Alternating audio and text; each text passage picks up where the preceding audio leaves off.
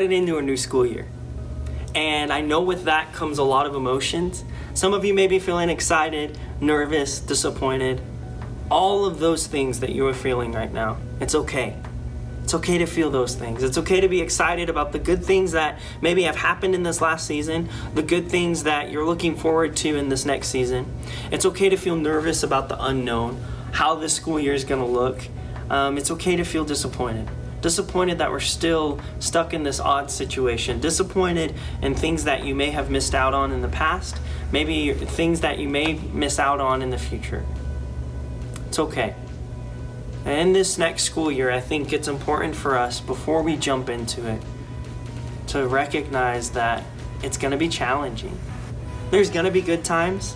We at Reignite, we're coming back next week. We're going to be back in person next week, and I hope that at least one day out of your week is good, is brightened by the fact that we get to be together. We get to enjoy youth group.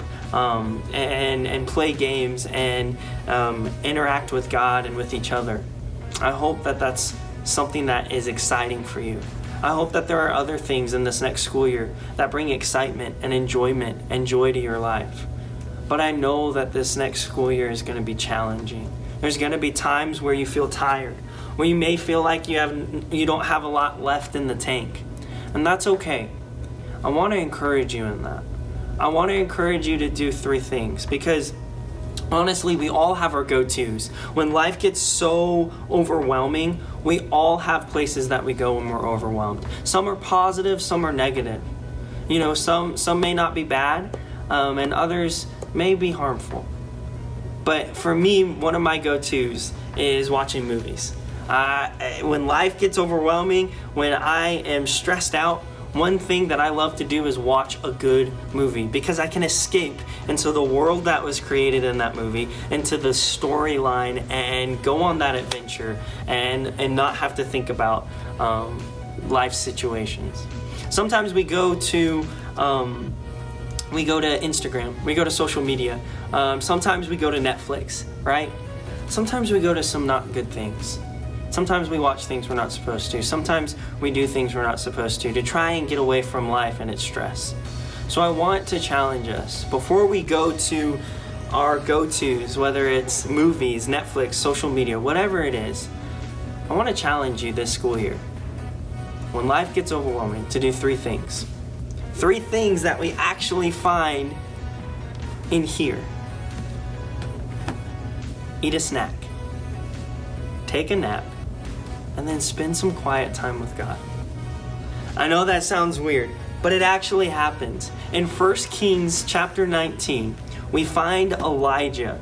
Elijah is a prophet. He lives his life to serve God and to literally be God's voice for his people, to give messages to Israel when they need hope, when they're in danger, right?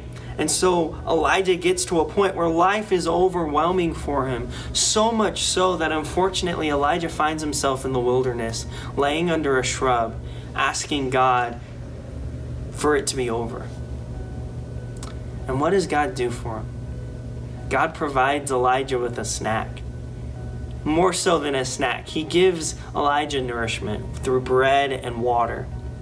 And then when Elijah is refreshed and has nourishment, he tells Elijah to take a nap. And then after Elijah's nap, he wakes Elijah up and he takes him to a place where he speaks to Elijah in a quiet way.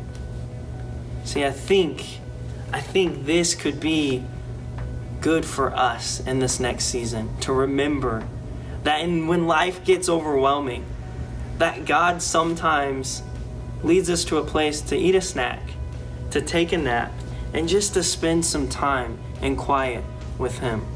And I think what that does for us is that allows us to just rest for one.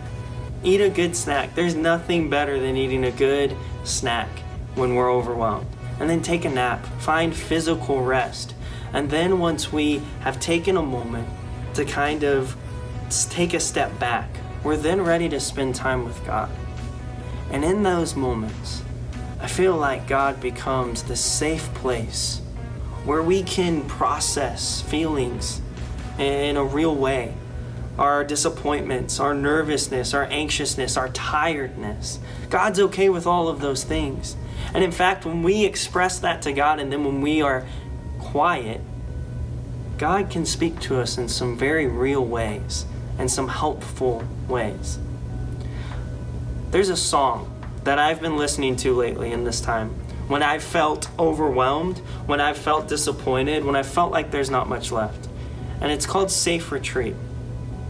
I want you to listen to some of these words. Because for me, music is a place where God speaks to me the loudest. Because when I hear a song like this, the words kind of stir in me thoughts and feelings that I didn't really necessarily know were there. And God is able to speak to those. And so listen to this song. And then afterwards, I want to challenge you. Maybe today you're in a place where you don't have much left in the tank. Eat a snack. Take a nap. And spend some time with God. Because here's the reality that I'm learning. In this life, if we want to live our best life, we gotta give up control to God. We gotta be able to admit that in order to live our best life, we have to be fully dependent on God to provide rest, to speak life into us, and then to send us out with a purpose, to bring hope and love into a broken world. So, listen to this song. I hope that it stirs something within you.